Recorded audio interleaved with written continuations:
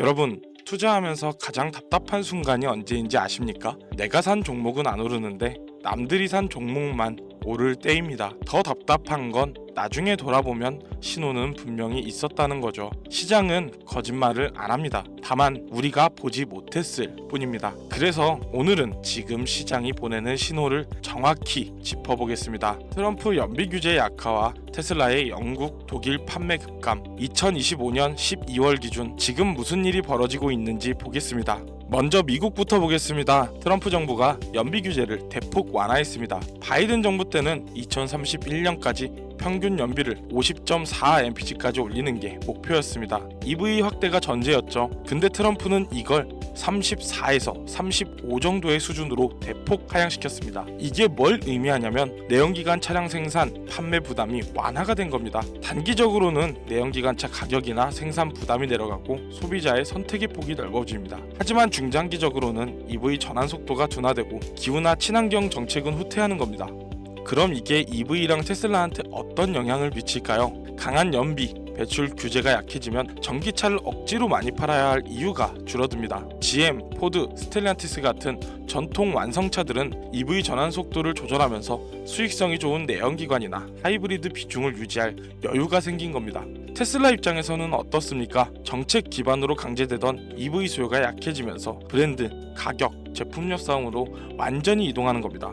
중장기 투자 관점에서 보면 미국 정책은 내연기관 쪽으로 기우는 신호입니다.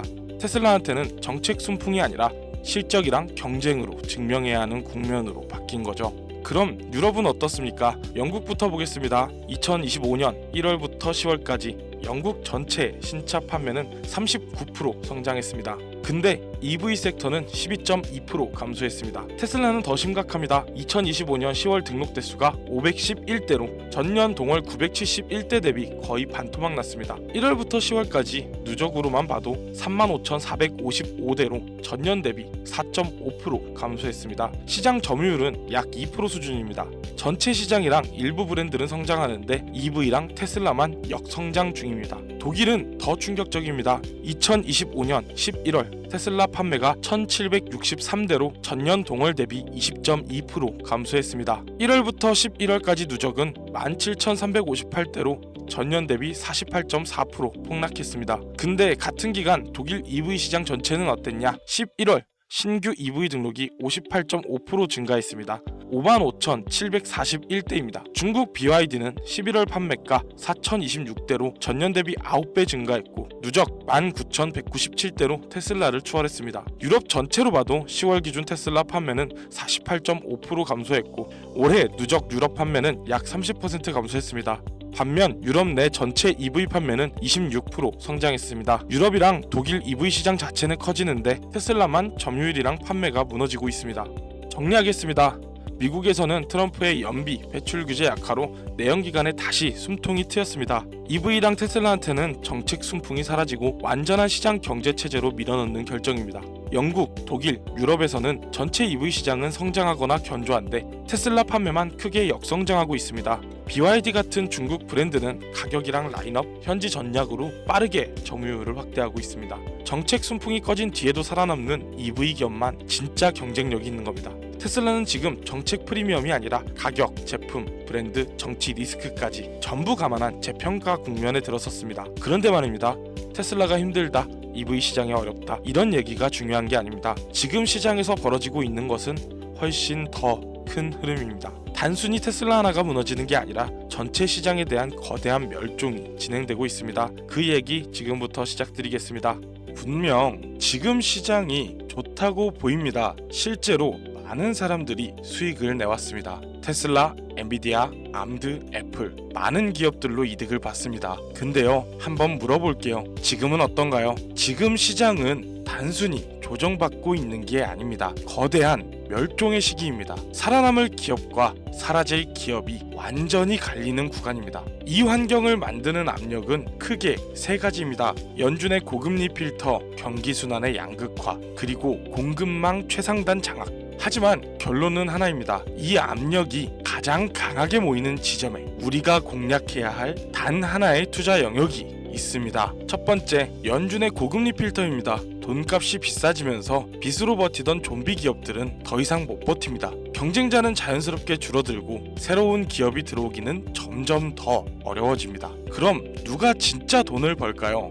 소비자를 상대하는 브랜드 기업이 아닙니다. 그 브랜드들이 어쩔 수 없이 쓸 수밖에 없는 공급망 최상단 기업들입니다. 수요는 그대로인데 공급이 줄게 되는 거죠. 이 기업들은 마케팅도 안 해도 되고 가격 깎아줄 필요도 없습니다. 1등 기업들이 살려면 무조건 돈을 내야 하는 구조니까요. 두 번째, 경기 순환의 양극화입니다. 경기가 안 좋아지면 일반 소비재 기업들은 바로 타격받습니다. 사람들이 지갑을 닫으니까요. 하지만 필수 공급자들은 고객 자체가 다릅니다. 국가 안보와 연결된 인프라 기업들, 아무도 대체 못하는 기술을 가진 세계 1등 기업들, 이런 곳들은 불황이라고 투자를 멈출 수가 없습니다. 국가 전략이고 기술 패권의 싸움이고 장기 경쟁력이 걸린 문제니까요. 경기랑 상관없이 계속 돈이 들어갑니다. 정리하겠습니다. 연준의 긴축이 경쟁자를 제거하고 진입 장벽을 올립니다. 그렇게 품귀 현상이 생기게 되죠. 경기 침체로 일반 기업은 무너지지만 필수 공급자는 오히려 더 중요해집니다.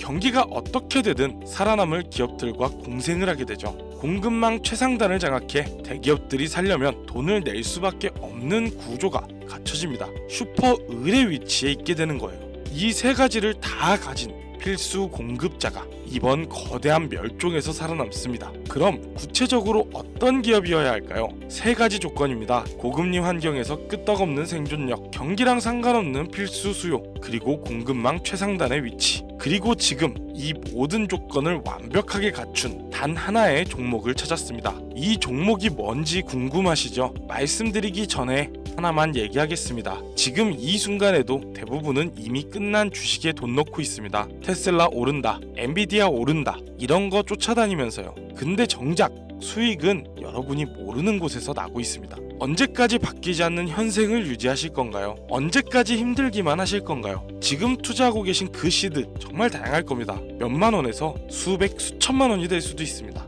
우리 모두 그 시드를 벌기 위해서 힘들지 않았나요? 그 힘듦 보상받아야겠죠.